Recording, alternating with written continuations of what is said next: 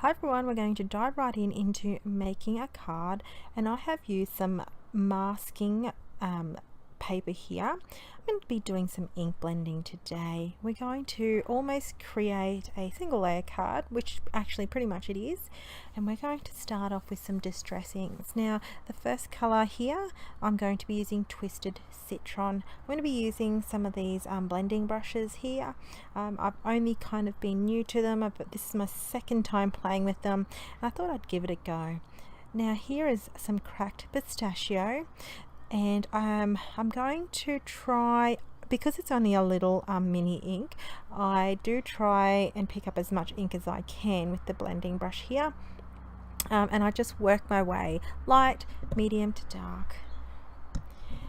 For my last color, I'm going to use Peacock feathers, and it's quite a blue color, so I only just tend to keep that more towards the bottom, and then I'll bring in some cracked pistachio again and bring that down and blend it so it looks like it's quite a transitional color.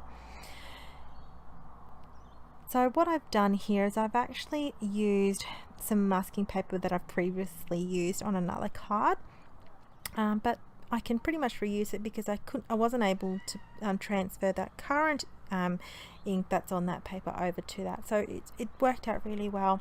Now this top folding white card panel is actually already got a texture to it. It's a textured cardstock, but I'm going to add more texture by spritzing some water over it, and then I picked up any excess of that water with a microfiber cloth, and you can see the texture it adds.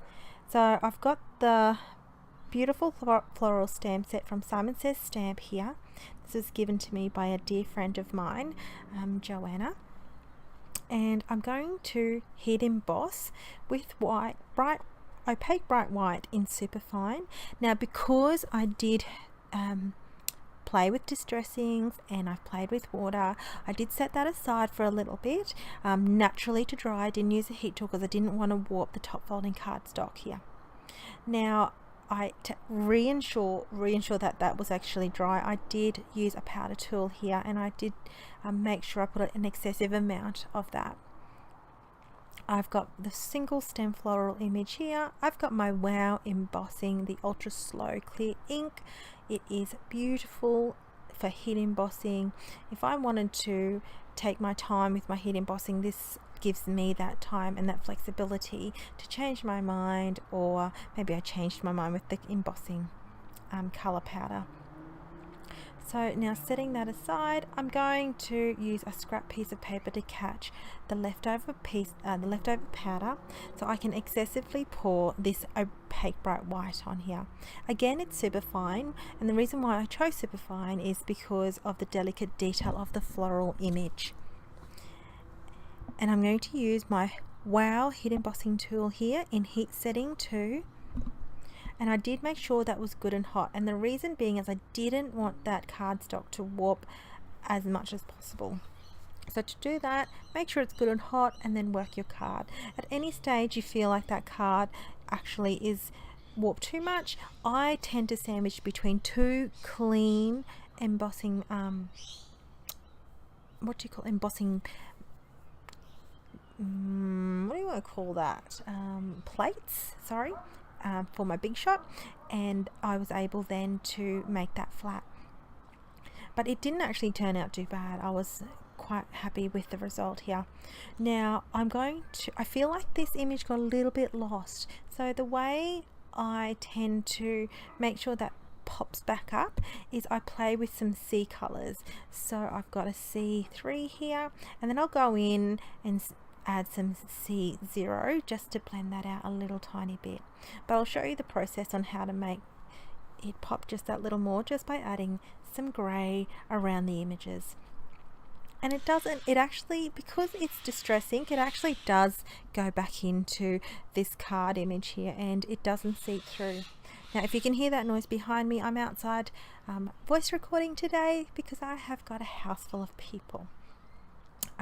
So you'll probably hear some kookaburras and some birds in the background. Alright, so just finishing off here with the outlining of my image. and that will slowly blend in, and you can see already how much lighter that's gone just by a couple of minutes. Okay, so now I created my own glitter cardstock. This is vintage Peacock. I basically pressed my ink pad all over the cardstock, and I changed my mind and chose Long Island Teal actually, because I felt this color glitter combination worked well better with that ink blended. So I made 2 panels of glitter cardstock, and then I was happy with the Long Island Teal here. So I've got the Hello from Altenew die, and I'm going to die cut it. So going back to how I make my DIY cardstock is I basically cover with as much slow drying ink as possible, pouring excessively the embossing glitter, and then just heat setting it. And I have got cardstock glitter on hand at all times, and I've used a lot of it, and I've made a lot just so I can just reach over and grab them and die cut my word images or any images or intricate details of dies that you want to use. Now because this is a single layer, I didn't want to risk just stamping my add-on sentiment from another Altenew stamp set, and I have used my mist in. Now the mist is the best way to make sure that if I didn't stamp it correctly in the first place, that I am able to stamp again. And I ended up getting, with my VersaFine Onyx black ink, a beautiful image, stamped image here, and I didn't need to do it again. So it's just basically eliminating another risk there. So here's my Hello die, and I'm actually going to adhere this down with some Tombow Mono liquid adhesive, and I'm just going to directly place that onto the card front. And I'm really just going to leave my card pretty simple for today. Simple masking, simple making, you know, your images pop. Some tips there. But that's my card for today. I hope you enjoyed today's card creation, and I look forward to reading your comments and seeing you over the WOW blog. Thanks for watching.